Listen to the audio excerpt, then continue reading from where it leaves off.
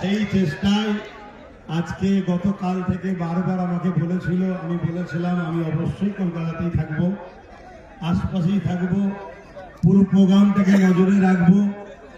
আমি দেখতে চাই যে নওশাদ সহ তার সহযোদ্ধারা 5 বছরে কি করলো, তবে কি করেছে বাংলার প্রতিটা অলিতে গলিতে কান পাতলে বোঝা যায়।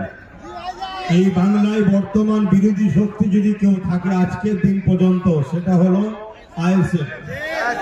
মিডিয়াতে হয়তো অন্য কাউকে বিরোধী শক্তি বানানো হয়, কেন রাজ্য সরকার বলেছিলেন তো বিজেপিকে ফন্ডে নিয়ে এসে লড়বো, তাই বিজেপিকে বিরোধী হিসাবে দেখানো হয়, কিন্তু হাকিকাতে বিরোধী বিজেপি নয়। তাই এই সরকারের পতনের পরে যে গভর্নমেন্টটাই বাংলায় হবে, সেই গভর্নমেন্টটার নাম হলো আইএসএফ। আপনারা যে শক্তিতে, যে মজবুতে দাঁড়িয়ে আছেন, আমি এতটুকু বলতে পারি এই শক্তি, এই মজবুতে আর একটু যদি বিশ্বাসের সাথে ঐক্যবদ্ধ হয়ে আর একটুখানি যদি চাপ বাড়াতে পারেন, তাহলে আগামী দিন কিন্তু আপনাদের হাতেই বাংলা আসছে। যাক, আমি আপনাদের এই প্রোগ্রাম দেখেছি, সবই খুব ভালো লেগেছে।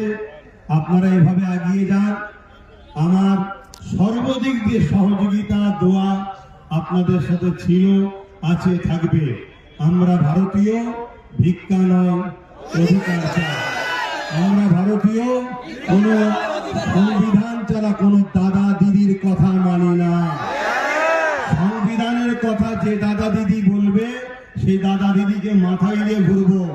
আর যে দাদা দিদি সংবিধানকে তাকে রেখে নিজেদের কথা শোনাতে চাইবে, সেই দাদা দিদিকে সংবিধানের ডায়েরিতে এনে জেলের কারাগারে আমরা যুব সমাজে ভরব। এই অঙ্গীকার নিয়ে আজকে আপনারা তো চলে গেছেন, রাস্তায় সব দেখছি চতুর্দিকে।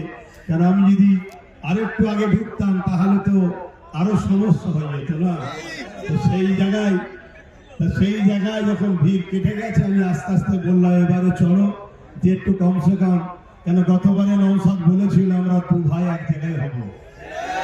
সেই কথাটারও তো সত্যতা প্রমাণ রাখতে হয়। ভাই জালিমরা কোনো খোঁজে পাবে না, কোনো ভোট না পেয়ে বললো কই তার ভাই এলো না তো,